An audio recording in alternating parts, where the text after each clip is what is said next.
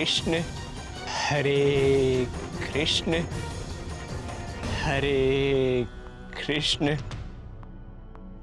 हरे कृष्ण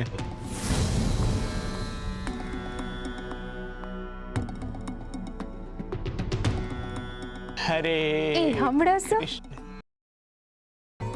નીંદર નથી આવતી? હા, તું જા, હું આવું છું. હા. તુલસી વહુ, તમે નિશ્ચિંત થઈને પોઢી જાઓ. હું ગોરા હારે કાલ સવારે વાત કરું છું. हरे कृष्ण हरे कृष्ण શુભ રાત્રિ. શુભ રાત્રિ.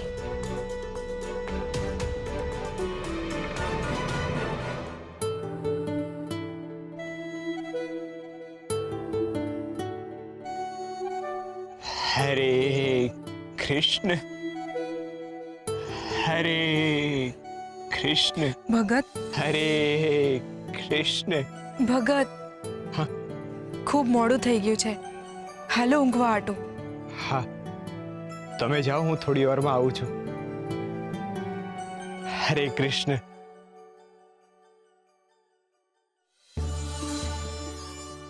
હરે કૃષ્ણ.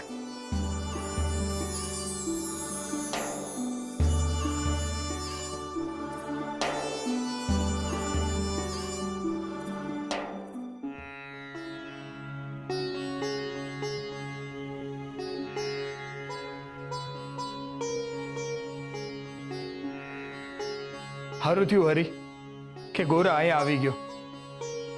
બચાડો એકલો પડી જાત ત્યાં. પણ હવે હું એનો હથવારો નહીં છોડું.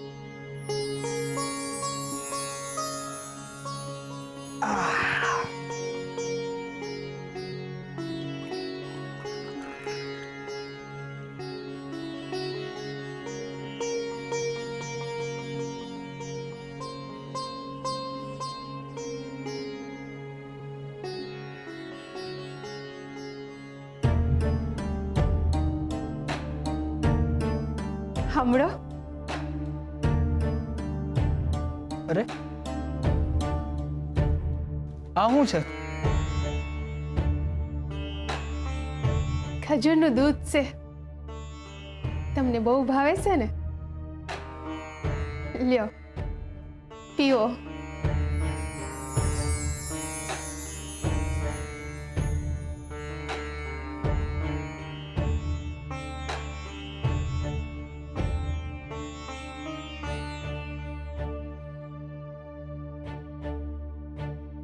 મીઠી, તું રડે છે કેમ? આજે મને હરી પર બહુ હેત આવે છે.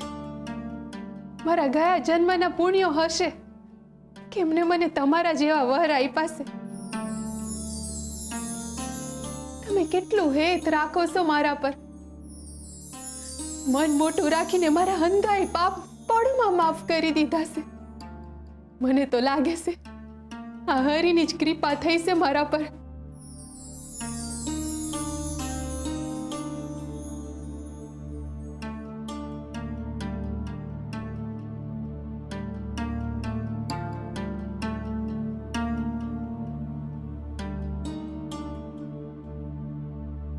મીઠી, મને ખબર છે કે આપણા સંબંધોમાં તિરાર પડી છે. અને મેં એમ પણ કહ્યું હતું કે આપણે પતિ પત્નીની જેમ નહીં જીવીએ.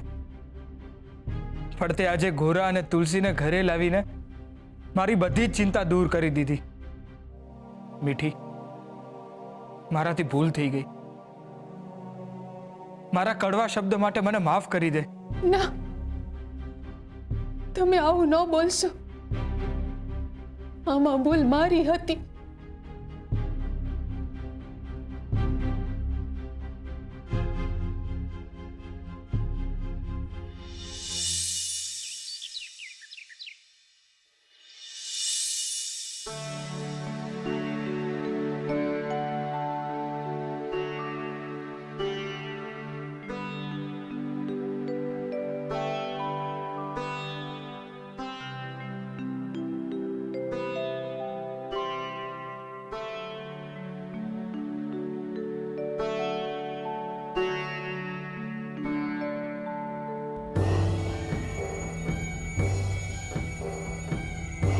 આજથી મારા જીવનની નવી શરૂઆત થાય.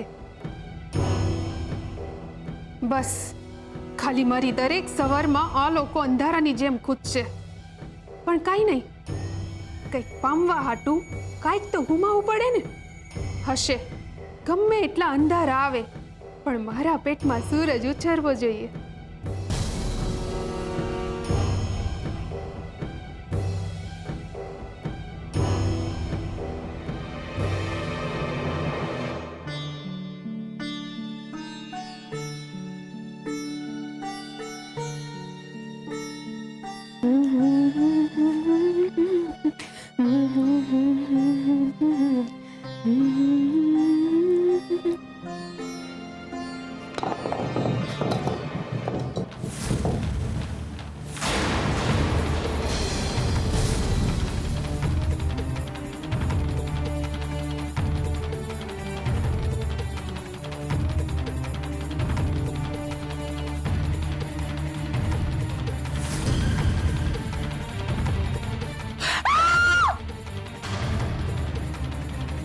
મીઠી, આ શું હતું? શું થયું હશે?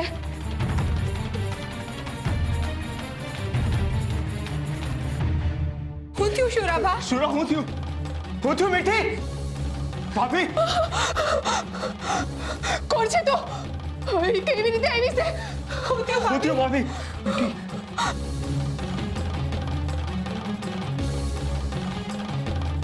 ઉભા રહ્યો, હું જોઈને આવું છું.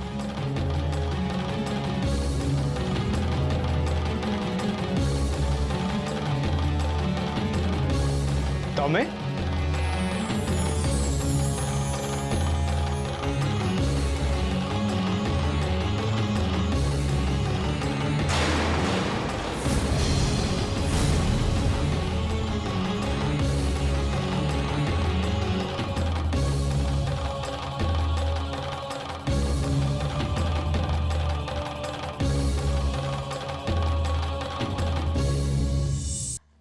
હું તમને બધાઈને બે હાથ જોડું છું. તમે કોઈ યુવરાજને જાણ ન કરતા કે હું અહીંયા છું. નહીંતર મારું જીવતર બગાડી નાખશે. તમને મારા ઉપર ગુસ્સો આવતો હશે. તમને થતું હશે કે આ પાછી કેમ આવી, પણ મને માફ કરો. તમને ગોઈતા સિવાય મારી પાસે બીજો કોઈ માર્ગ જ નહોતો. કોણ છે આ છોકરી?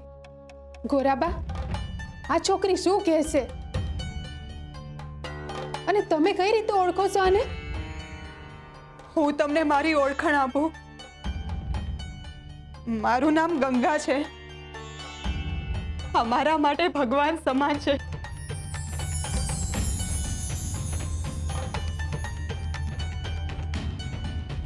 આમણે જોલા પેલા નરાધમ અને પાપી યુવરાજથી મારો જીવ બચાવ્યો છે. અને એ એકવાર નહીં, બે વાર મારો જીવ બચાવ્યો છે. તારણહાર છે મારા. હું જીવું છું એનું કારણ આ જ છે. ના ના, તારણહાર તો ખાલી હરી જ છે. અરે પણ તમે તો ગામની પેલે પાર પોગી ગયા હતા ને, તો પછી આયા કેમ? તમે પોતાના ગામ ના ગયા, તમારા બાપાના ઘરે? ક્યાં જાઓ? જેના રસ્તા ખોવાઈ ગયા હોય એ નવા રસ્તા ગોતી લે, પણ જેના ઠેકાણા જ ખોવાઈ ગયા હોય એને 1000 જણ માર્ગ દેખાડે તોય બધાય નકામા. શું બોલે છે આ છોકરી? તો શું બોલું? આ શબ્દો સિવાય મારી પાસે કાંઈ નથી. બધું પતી ગયું છે. એટલે હું કઈ સમજો નહીં. હું પતી ગયું? તમારા ચિંધ્યા પ્રમાણે હું મારે ગામે ગઈ હતી. મારા ઘેર પહોંચી પણ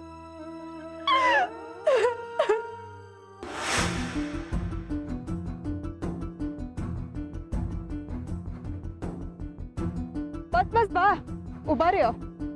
મારું ગામ આવી ગયું.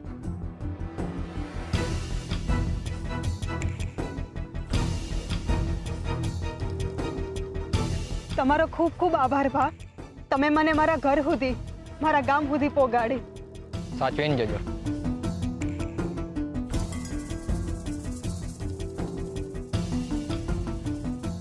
બાપા બાપા હું આવી ગઈ છું. બાપા બાપા બાપા દરવાજો ખોલો, હું આવી ગઈ. બાપા દરવાજો ખોલો.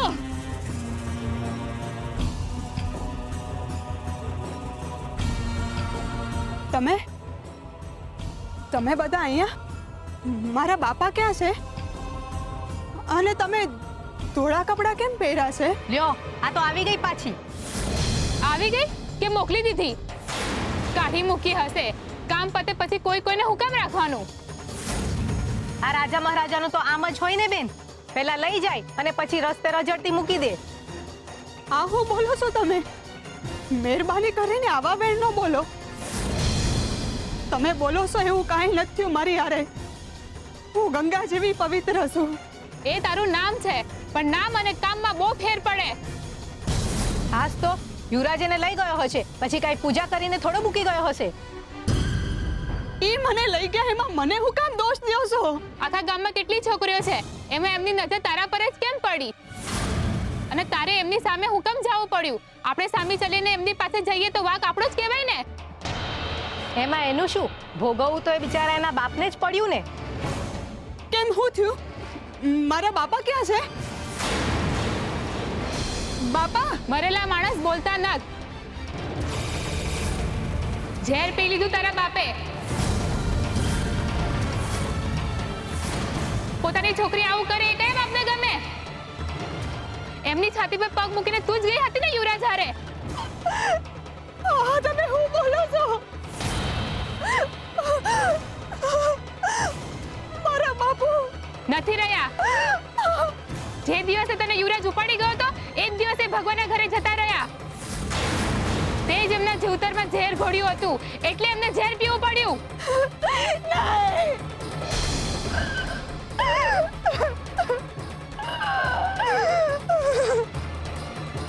પણ તું અહીંયા કેમ આવી? પાછી જા રાજકુમાર પાસે. જે છોકરી પોતાના સગા બાપને ભરકી જાય એ છોકરીનો અહીંયા કાંઈ કામ નથી. તારા માટે આ ગામમાં કોઈ જગ્યા નથી. એ છોકરી સાંભળતી કેમ નથી? જાય છે કે તારા હાથ પકડીને બહાર ફેંકી દઈએ તને? આ સીધી રીતે નહીં માને.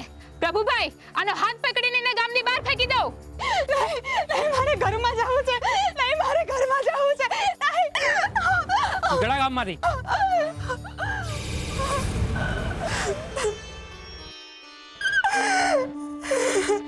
હાલ્યો,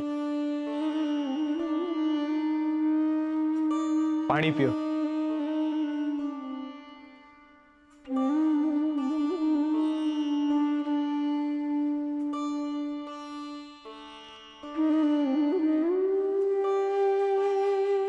મને માફ કરજો, હું અહીંયા આવી, પણ હું કરું? મારા પોતાના ગામમાં જ મારા હાથે જગ્યા ન રહી. જે ગામમાં હું જન્મી, જ્યાં મોટી થઈ, ત્યાંથી જ મને જાકારો મળ્યો. પણ આયા પણ તો હું જાણું છું, જંગલમાંથી છૂટીને કૂવામાં આવી છું. અહીંયા એ નિર્દય યુવરાજ રહે છે, જેણે એક પળમાં જ મારી જિંદગી વિખેરી નાખી. પણ એ વિચારતા જ મને બીજો વિચાર આવ્યો કે જ્યાં એ નિર્દય યુવરાજ રહે છે, ત્યાં તમારા જેવા નિર્દોષ, નિખાલસ અને નીડર તમે પણ રહો છો. અહીંયા એક બાજુ તકલીફ આપનારા છે, તો તમારા જેવા તારણહાર પણ છે. તમે મારા હાટું જે કર્યું એ ખાલી ને ખાલી હરી જ કરી શકે. એટલે તમે મારા માટે હરીની જગ્યાએ છો.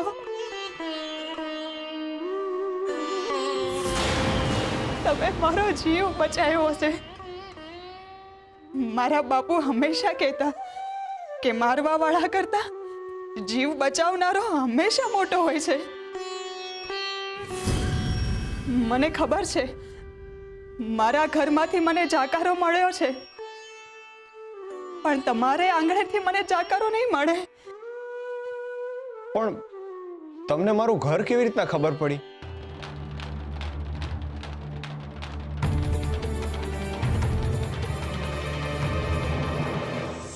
તમને તો મારું નામે નહોતું ખબર.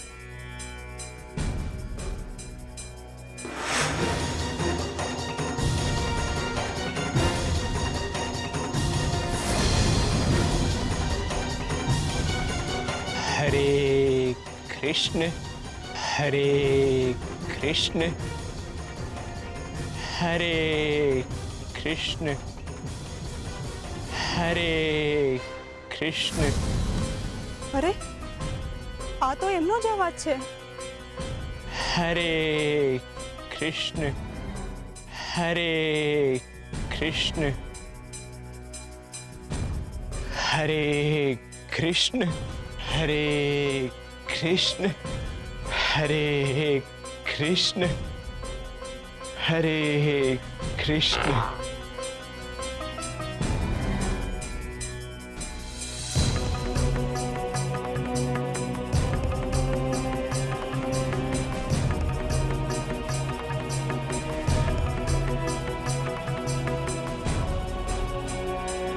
હું અહીંયા આવી અને આંગણામાં છુપાઈ ગઈ, ને જ્યારે તમે લોકો સૂઈ ગયા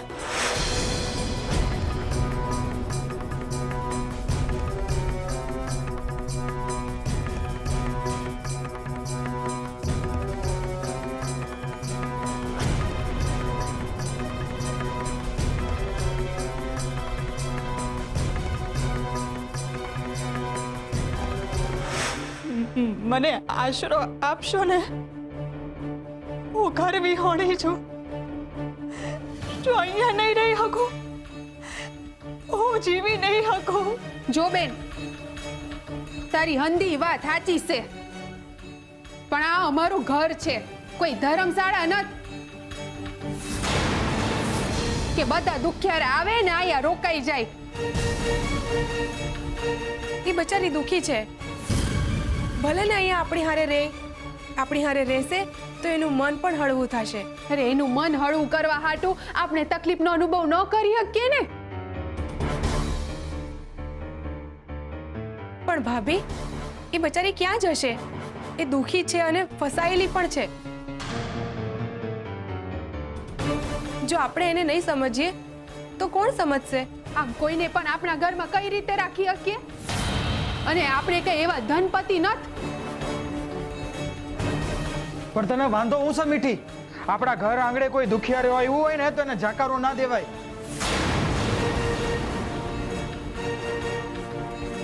કઈ વાંધો નહીં બેન, જ્યાં સુધી તને બીજો કોઈ માર્ગ ન મળે ને ત્યાં લગી તું અહીંયા રહી શકે છે. આ શું કામ આ છોકરીના પક્ષમાં બોલી રહ્યા છે? મીઠી, તારે પણ આમ જ કરવાનું છે. જો અટાણે તું આડું અવળું બોલીશ ને તો બાજી બગડી જાય. તારા બધા જ કર્યા પર પાણી ફરી વળશે. પણ આમ અહીંયા રહેશે તો મને તો બહુ હેરાનગતિ થાય. હું કરું? આનો ઉપાય તો ગોતવો જ પડશે. એક કામ કરું છું, આનો ઉપાય પૂજારી બાપાને જ પૂછી જોઉં છું. ના ના, નહીં પૂછાય, એમની તબિયત સારી નથી. શું થયું હશે એમને? કોઈ માઠા સમાચાર ન આવ્યા એટલે જીવતા તો હશે જ. હું જાઉં છું ને એમની હારે ચર્ચા કરી આવશું. સાચો ધર્મ ઈશ્વરની સામે ઊભા રહેવું, પ્રાર્થના કરવી. ફક્ત આ બધાનો અર્થ જ ધર્મ નથી. ધર્મ એટલે અસત્યથી દૂર રહીને સત્યનું આચરણ કરવું. ફક્ત અન્યાય ન કરવો એ ધર્મ નથી, પરંતુ અન્યાયનો સામનો કરવો એ સાચો ધર્મ છે. મનુષ્યનું કર્મ સીધા ચાલવું એ તો છે જ, પરંતુ એનો ધર્મ છે કે આડા ચાલતા લોકોને પણ સીધો માર્ગ બતાવવો. યાદ રાખજો, મનુષ્ય જ્યારે ઈશ્વરે આપેલી શક્તિનો ઉપયોગ બીજા લોકોની સમસ્યાને દૂર કરવા માટે કરે છે ત્યારે સાચા અર્થમાં એ ઈશ્વરનું સન્માન કરે છે. અન્યાય અધર્મ છે, પરંતુ અન્યાયનો સામનો ન કરવો એ એનાથી પણ મોટો અધર્મ છે.